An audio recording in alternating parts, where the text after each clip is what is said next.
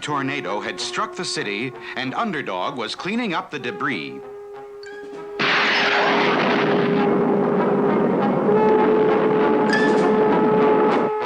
Suddenly, Underdog's ultrasonic ears picked up strange noises. A million light years from this place, I hear yells in outer space. And Underdog was right. A million light years away lay the strange planet of the Flying Sorcerers. And at that very moment, King Cup, leader of all the Flying Sorcerers, was screaming his head off. The bakers! The bakers! Bring me the bakers! Here I am, King Cup, the finest baker in all this land. Your cakes are terrible. I want cake that tastes like cake. Throw him out and send for my sons. And the guards did as they were told, threw out the baker, and brought in King Cup's sons, Brick and Brack. Hi, Dad. Hi, Dad. We flying sorcerers are the greatest sorcerers in the universe, and yet we can't even bake a decent cake. My dart has landed on the planet of the Magnet Men. Go there and bring me back one of them. We shall see if they can bake a cake. And so Brick and Brack took off and zoomed through space to the planet of the Magnet Men.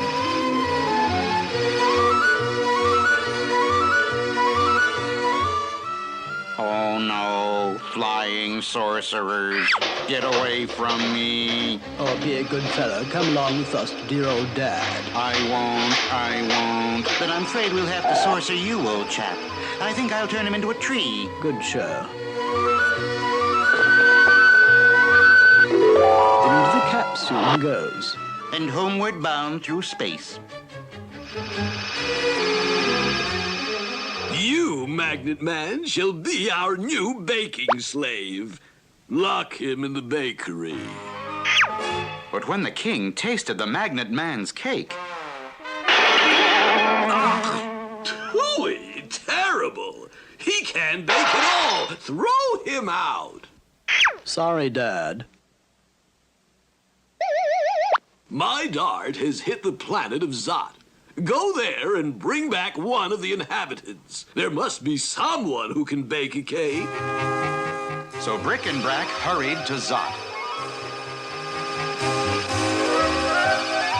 and captured the first inhabitant they saw. Stop! Let me alone! I'll turn him into a cow. Good shot. The flying sorcerers popped the Zot Man into the capsule and tossed him to their planet. But later, when the king tasted the Zot Man's cake... Tooey! Horrible, terrible! Throw him out! Too bad, Dad. This time, my dart has landed on a planet called Earth. And this time, we will take no chances. Turn on the supersonic TV and let us see who on Earth can bake a cake. And so, dear viewers, that concludes my own recipe for chocolate cake, just like this one. And now, this is Sweet Polly Purebred. Enough! Go to the Earth and bring back Sweet Polly Purebred. She shall be our baking slave. Will they really capture Sweet Polly? Will she become a baking slave of the Flying Sorcerers? There's plenty of excitement ahead in our next episode.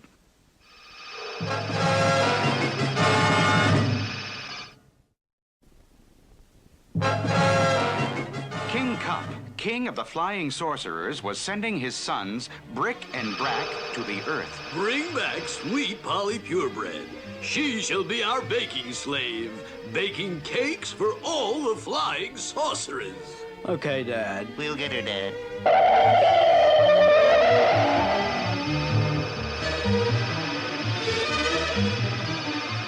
Flying Sorcerers!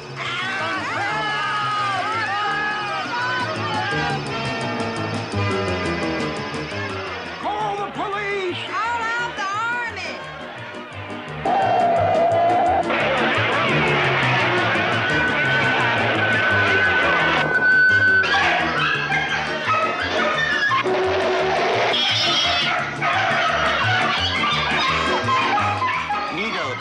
Good show, Bragg. I wonder where we can find Sweet Polly purebred. Could you direct us to Sweet Polly purebred? Of course. Just 2 blocks down the street at Station TV. Thanks, chap. My goodness, sir, you look terrible. And so, dear viewers, I hope you've enjoyed our special baking show. Until tomorrow, this is Sweet Polly Purebred signing off.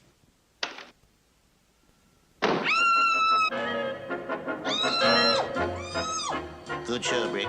And now we toss her home, Bragg.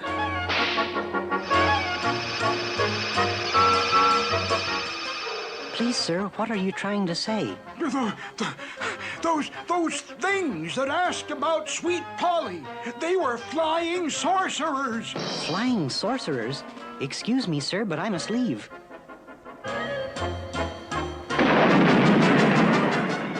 When Polly's in trouble, I am not slow. It's hip, hip, hip, and away I go.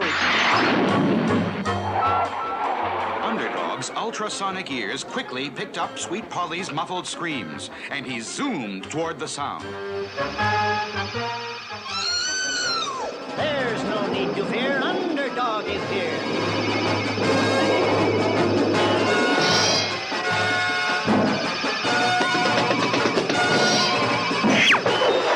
Good kick, Brick. Good whack, Bragg. Out of the ballpark this time, Brick.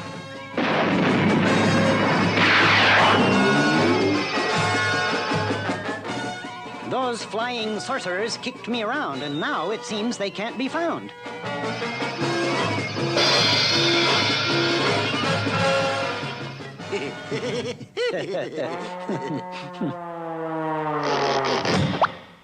Those flying sorcerers are cause for alarm.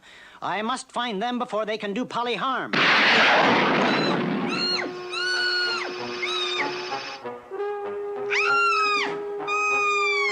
And now to Dad with his new baking slave. Let me go! Stop! Let me go!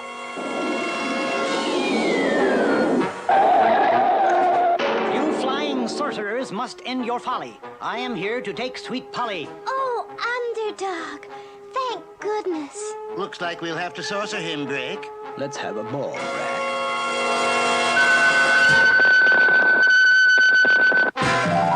Underdog! He's only a ball!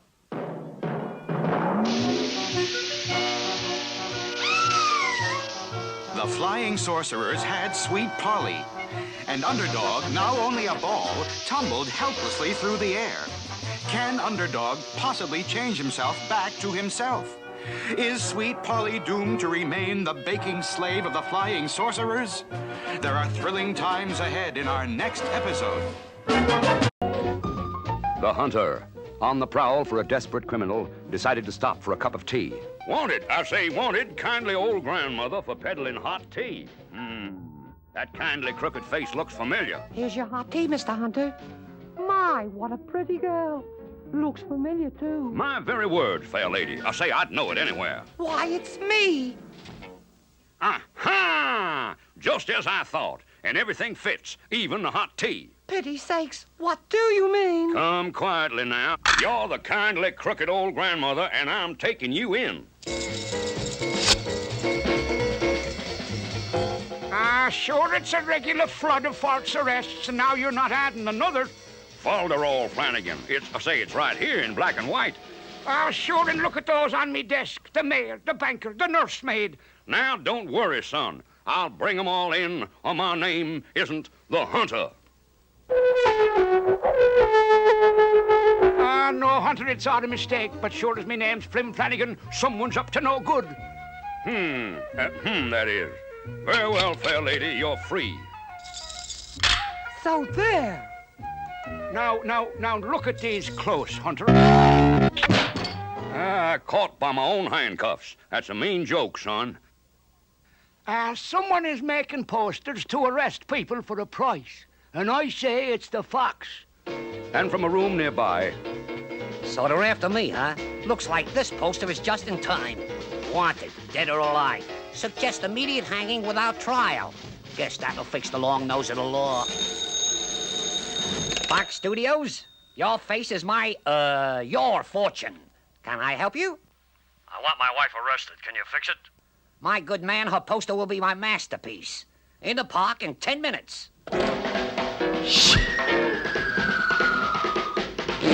Yes, it looks like Officer Flynn Flanagan's job, unless he gets to the bottom of these false arrests.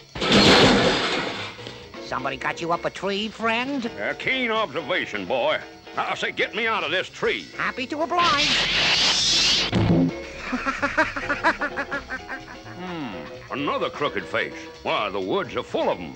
I'll fix this so everyone can see it. Are you from Fox Studios? That's the place, friend. How about shooting the little lady? Just a picture, please, of my wife.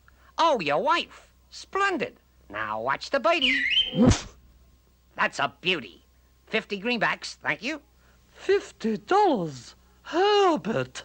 Please, please, don't force more money on me. It'll be ready tomorrow at the post office. I know that face like my own. Hey, what's going on here? My card, sir. I'm the hunter. Hunter, eh? I'm taking you in. Now, wait a minute, son. I said, who do you think I am? See for yourself. Yeah, why, that's me. Sorry, old man, but like the sign says, suggest immediate hanging without trial. Now, just hold it a minute there, boy. While you tie a no account knot, here, I'll show you how. That's the crook, officer. The one tied up. And thanks to you, Hunter, we've got the fox for all his hiding in a police uniform. The fox, eh? Well, boy, looks like the rope's on you. That's a joke, son, get it? Very funny. And look at all the evidence on him. Okay, Flanagan. So what's wrong with a few posters? Ask the judge, Fox. Sure, and you've done it again. How can we thank you? Well, now, just money, son. I say a big reward is enough for me. Officer, thank goodness that man was handy with a rope. Who is he? Handy with the rope, you say? Why, that's the Hunter.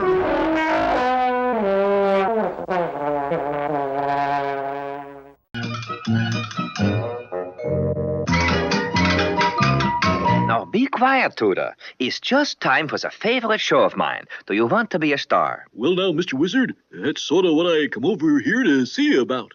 I'd like to be one of them old-time vaudeville stars. You mean go on the stage?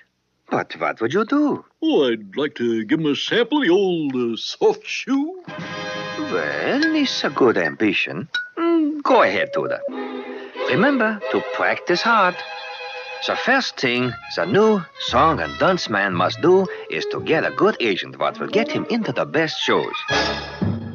Come in, my boy, come in. See all the new sword swallow they sent me. Yes, indeed, beautiful epiglottis. Here's one to try for size. Wrong size, eh? Well, here's... well, wait up, Mr. Agent. I'm not no sword swallower. Fire eater, then, eh? Animal trainer? High diver. Well, what is it, my boy? Sounds like you're not an entertainer at all. No, I'm a dancer, Mr. Agent. I do the old soft shoe. Soft shoe, eh? Might have known it. All right, my boy, let's have a little sample. Let's see you trip the light fantastic.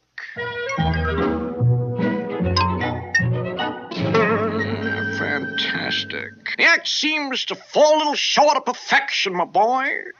In fact, one look at your dancing and I can tell you're a banjo player. A singing banjo player, that's it.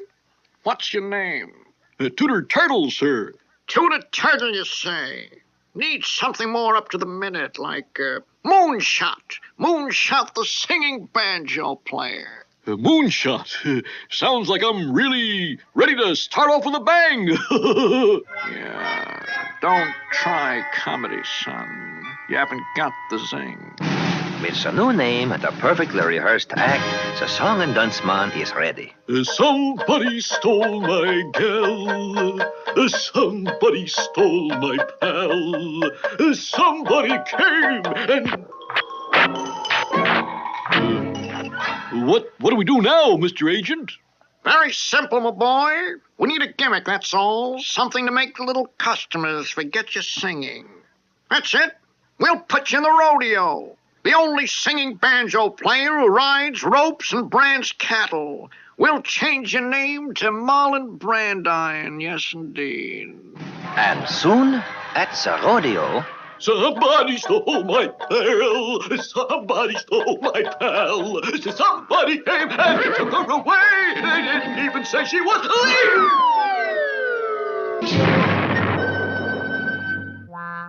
Don't worry, my boy. I've got a completely new gimmick already worked out. We're putting you in the county fair. You'll do your act hanging upside down from the bottom of an airplane. We'll call you, let's see now, Daryl Devil. That's it, yes indeed. and very soon, high over the county fair, Somebody stole my girl! Somebody stole my pal! Somebody came and took her away! Look there, Angus. I'm sure it's the yellow-bellied squaller. Haven't seen one in years. Let's get him. Help! Somebody's shooting at me! Help, Mr. Wizard! This show business is for the birds! Help! what else can I do?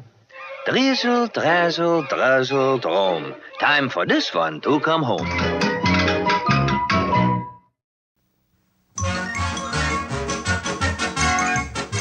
But Klondike, that's my favorite cheese. Do you have to use it to bait the trap? Don't you worry, Major Minor. Savoir-faire won't steal it. This trap is foolproof. I'll just put the cheese on the trap, then set it like, I'll set it like this.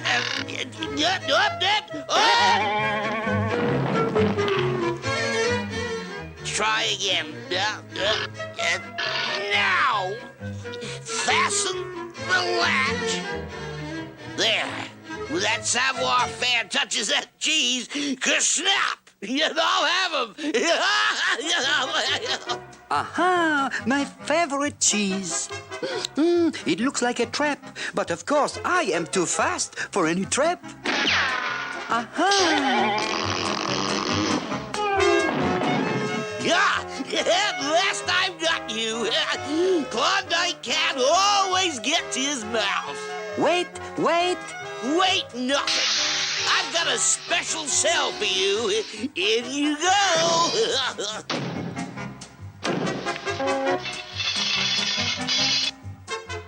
Now, you're never going to get out of there. The walls are 3 feet thick. The door is solid steel. I've got you this time, savoir-faire. You'll never get out. You are right. But what about you, Klondike? What about me? What are you going to do now that I am locked up? Well, I'll chase, There is no one else. Your job was always to catch me. With me caught, you'll have no more job. They'll fire you. No job?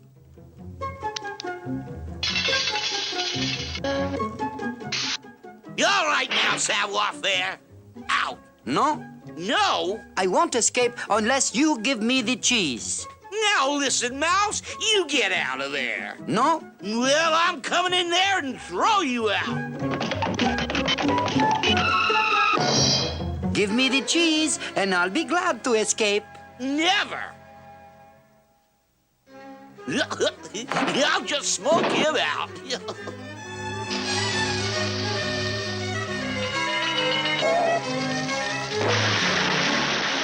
Savoir is everywhere. I'll make mincemeat out of that mouse.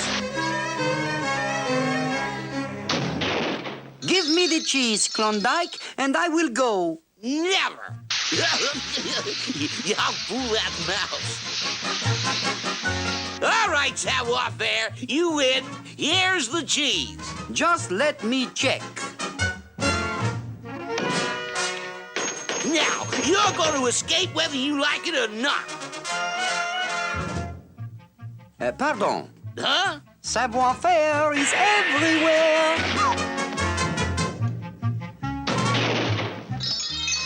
All right, that does it. You're gonna stay in there.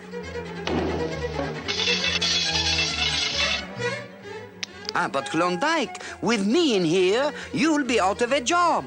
I've been a fool. I can't let you escape. I'm an officer of the law.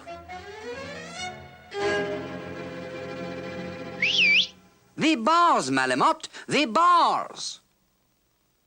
Klondike! Klondike! Yeah, I know, Major Minor. With savoir-faire locked up, there's no more need for me. Nonsense, Klondike! Savoir-faire has just escaped and stolen my cheese! Yeah, whoopee!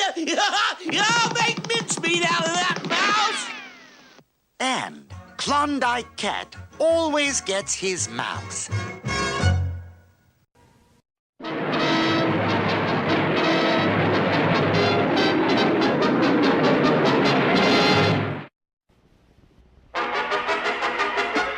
Sorcerers had captured Sweet Polly Purebred and brought her to their planet to be King Cup's new baking slave. So, Sweet Polly Purebred, now we shall have cake that tastes like cake.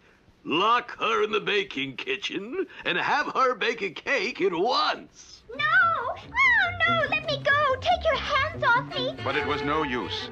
Now, you set to baking a cake, old girl, or we'll be forced to saucer you. Turn you into a bug. Oh, no, not that. Then set to work, old girl. Hurry along with that cake. And as Sweet Polly set to work to bake a cake for the flying sorcerers, where was the powerful Underdog, tumbling through space headed for Earth? For the flying sorcerers had changed Underdog into nothing more than a bouncing ball.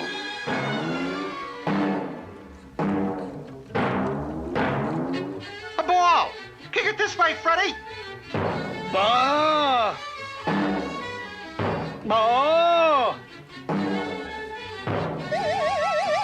Using his amazing power of concentration, Underdog fought desperately to break the spell of the flying sorcerers. I'm back to myself, but I'm not right at all. I feel myself changing back to a ball. And while Underdog bounced helplessly along, what of Sweet Polly Purebred on the planet of the flying sorcerers? Ooh, delicious. Jolly good. Top drawer. Now, may I go home? Will you take me back to Earth where I belong? Back to Earth? You're going to stay here and bake us cakes forever.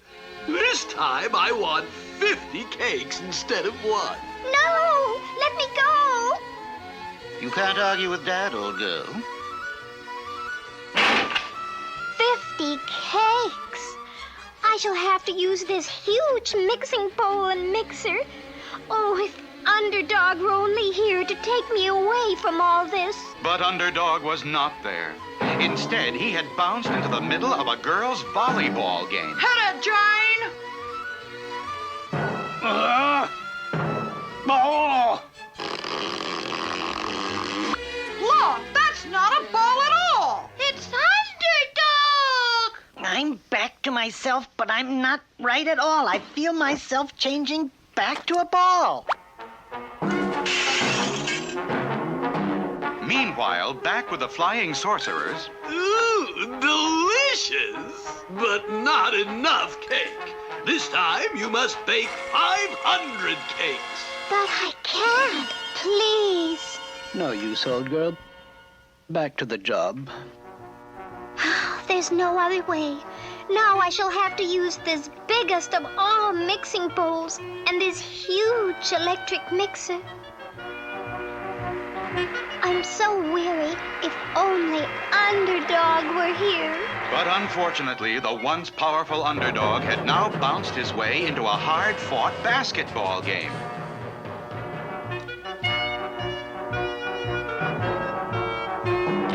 Hey, look, it's not a basketball! It's Underdog. This is highly irregular. I'm back to myself, but I'm not right at all. I feel myself changing back to a ball.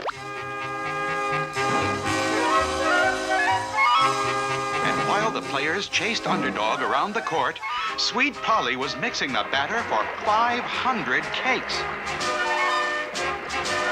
I'm so I'm so sleepy.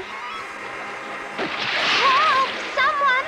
I've fallen into the mixing bowl! Help! Will she be caught in the mixer? Will she go down in the batter? The answer lies ahead in our next exciting episode.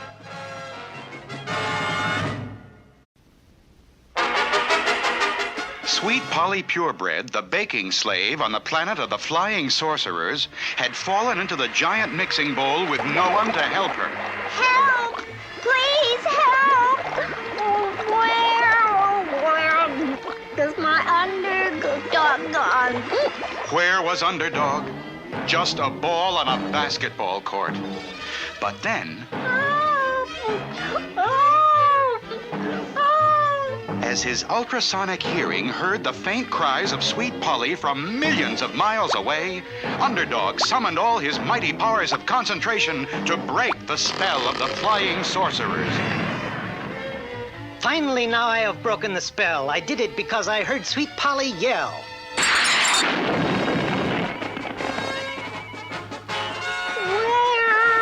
Where has my underdog gone?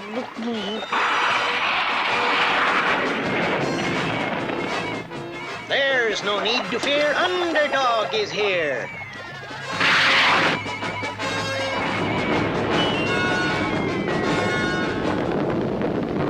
Oh, Underdog, you saved me. But you look so tired, and you'll have to fight the flying sorcerers. What can we do? The secret compartment of my ring I fill with an Underdog energy vitamin pill. Oh.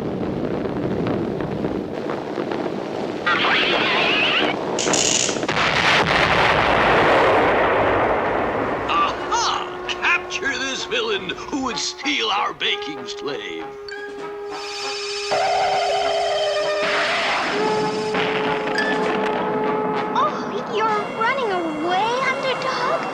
Are you afraid of the flying sorcerers? I fear nothing, for I fight for right. But I must make you safe before I fight.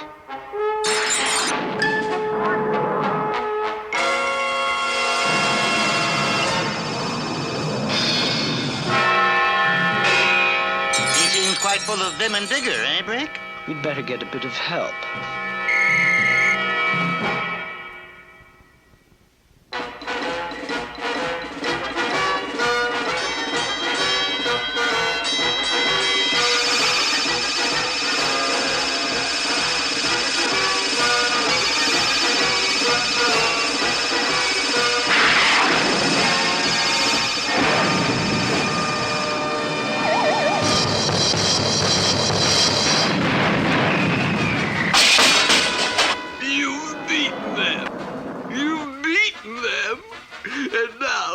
Take my baking slave. Crying helps nothing. It never can. So dry your tears and act like a man. But what about my cake?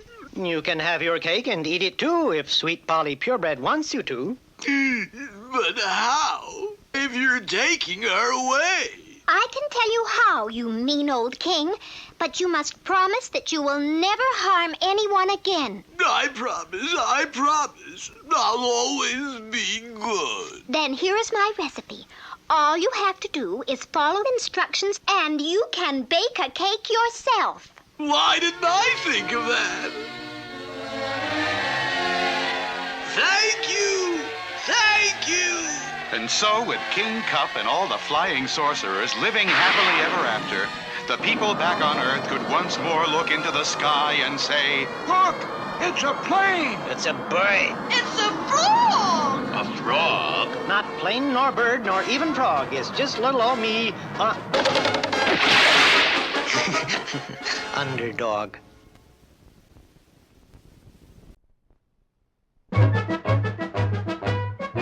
There! Merry England!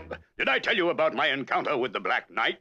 Really, Commander, it's much too... The king ordered me to bring in the villain, and of course that meant a deadly duel. On guard! Hastily, I drew my sword and closed my visor. Unfortunately, I had to reopen the visor. Forgot to remove my pipe, don't you know? The Black Knight was a tremendous swordsman. Soon, he had me up a tree.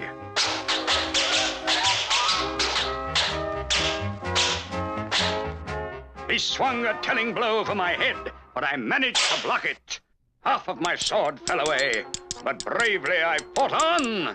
Fighting with only the hilt of my sword, I was soon backed up to a precipice, a sheer drop of 1,000 feet.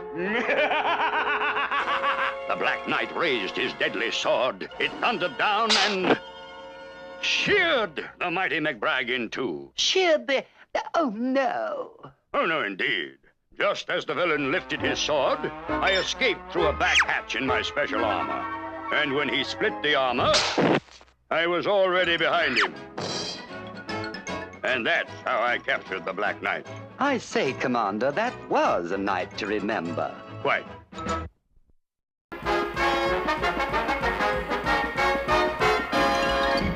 Hey, look at that, Tiger. Tennessee Tuxedo chosen police chief for Megapolis Zoo. I'm the guy they should have chose for that job. Maybe so, Jerry boy.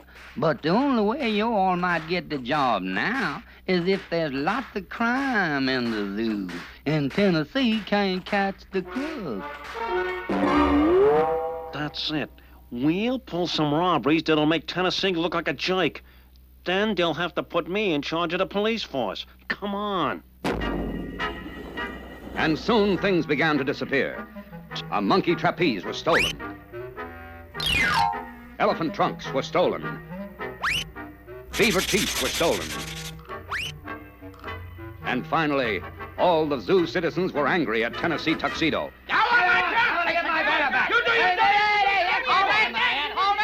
Hold everything! You can count on me to catch that crook. Tennessee Tuxedo will not fail.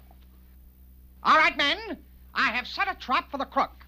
The bait will be this piggy bank. We'll put the piggy bank on this seesaw board, and I'll stand guard. What do we do, huh, Tennessee? I'm getting to that. When I see the crook step on this seesaw board, I'll whistle like this. Then, Yak, you cut this rope, which drops a rock onto the other end of the seesaw board. And that old crook will go zooming through the air. And he'll land in this net. Baldy cuts the net rope and... And the crook in the net falls into this chute. He slides down the chute into this wooden crate where Chumley... I nail on the lid of the crate, and we'll have the crook. That's it, men. Now get to your stations. Oh, boy. That trap will never work in a million years. Don't be ridiculous, Jerboa. This trap is foolproof. Oh, yeah? Well, suppose you just show me how it works. Okay, wise guy. When I see the crook step up here to get the piggy bank like this, then I just whistle like this.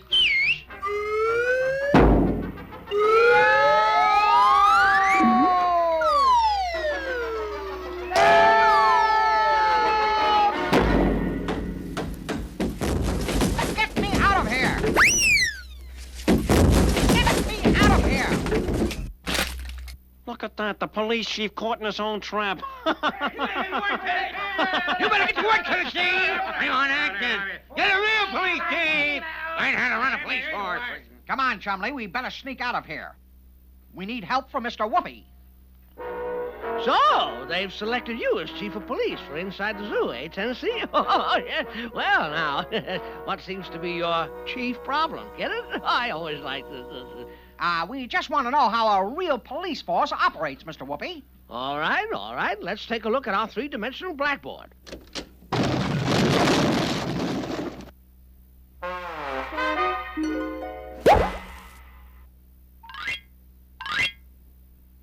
Now, a police force may only be one man, such as a sheriff in a small town, or it may be thousands of men in a large city like New York. We only got 4 men, counting us 2. Yes, well, large police forces are organized into several divisions, such as the detective division or the communications division.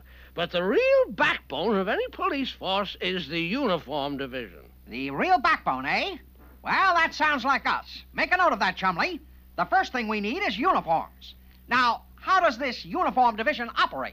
Well, the policeman makes his rounds either in a police car or on foot. He performs many services, giving directions to strangers or helping citizens in distress. But mainly, his job is to act quickly whenever there's trouble. Calling car 54, bank robbery at 5th and Main. The policeman has been thoroughly trained in how to answer such calls. When you hear a siren, you can help by pulling your car quickly to the curb and stopping, or if on foot, by staying on the sidewalk. He is ready to risk his own life to help others. And he knows how to overpower dangerous criminals. Also, he knows the importance of being careful in taking any prisoner. Gee, Mr. Whoopi, policemen are really great, huh? Oh, yes, indeed, Chumley. We're very lucky in this country to have so many fine men serving us as police officers. Okay, Mr. Whoopi, I think we've got all we need for now. But wait, Tennessee, you can't.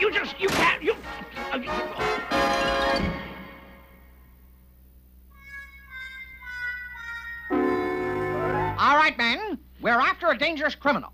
Now, we don't have a car radio, so we'll stay by the phone until someone calls about another robbery. Then, we'll rush outside, leap into our police car, and hurry to the scene of the crime. So he wants a phone call, huh? Well, we'll give him a call, but just watch what happens when he answers it.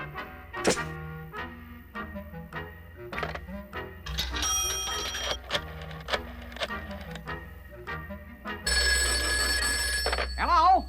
What? Robbery at the Beaver Pond. We'll be right there.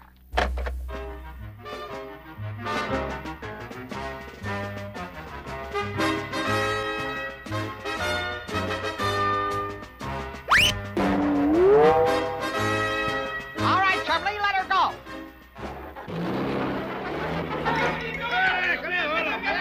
Forward! Forward! Go forward, Chumley! I can't, Tennessee. Something's wrong.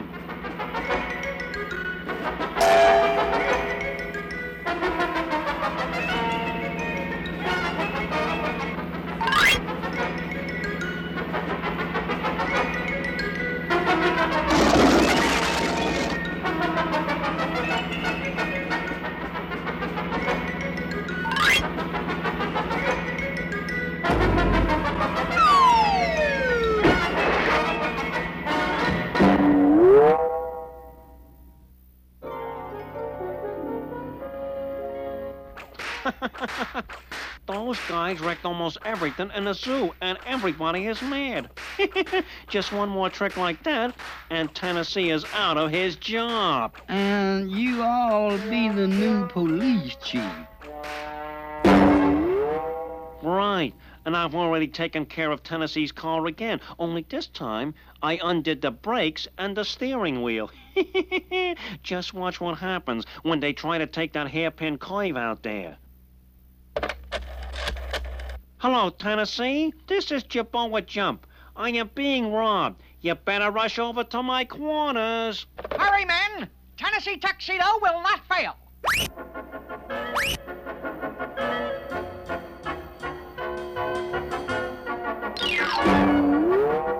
It's Jabboa Jump's place. Chumley, hurry, but watch out for that curve up ahead. I said turn! Turn! Won't turn, Tennessee, not at all. You were wrong, Jabboa. They made the turn. And they're headed right for us. The brakes, Chumley, the brakes! There aren't any, Tennessee. It won't stop.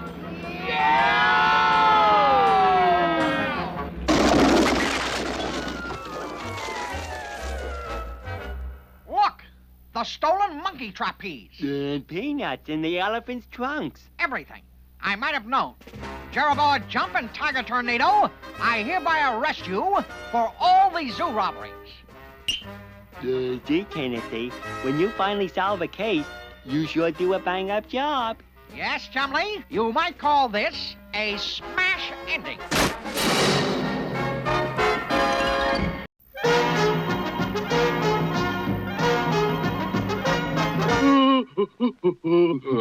What you do? Paint 'em picture?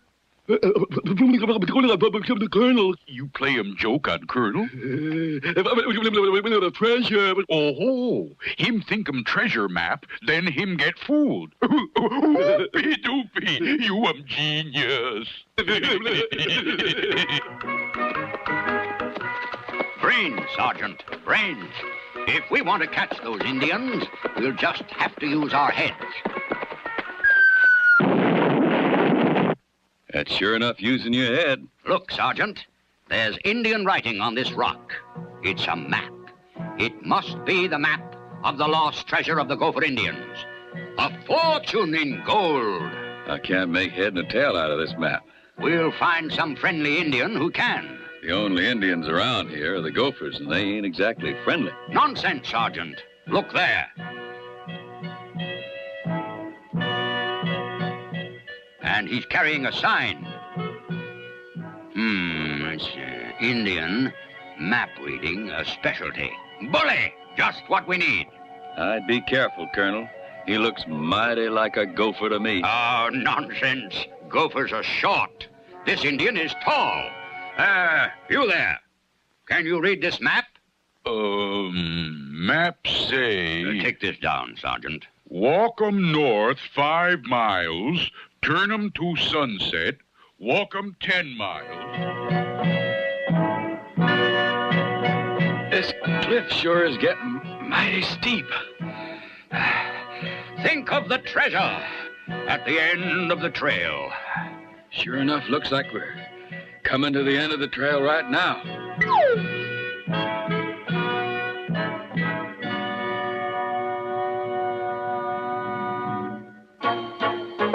Ouch! Ouch!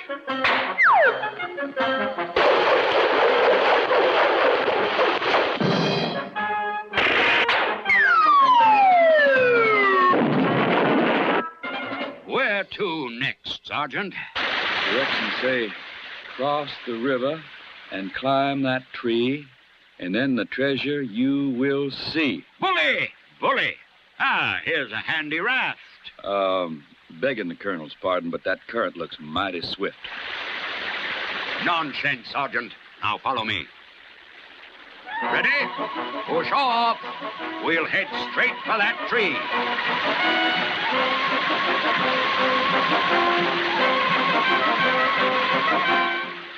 One, two,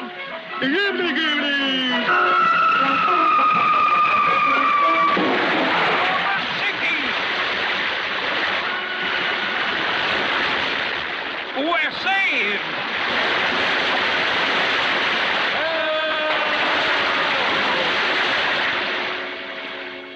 Well, we've made it at last, Sergeant. There's the tree. Up we go.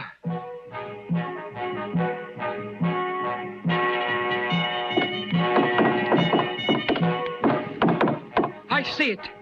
I see the treasure. What can you see, Sergeant? It's not what I can see. It's what I can hear.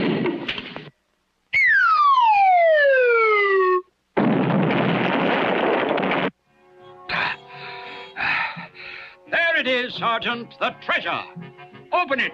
But it says, do not open until Christmas or you'll be sorry. Nonsense. Regulation 607 expressly says colonels can open presents before Christmas. Don't miss our next adventure. It ought to be a real treasure. Oh,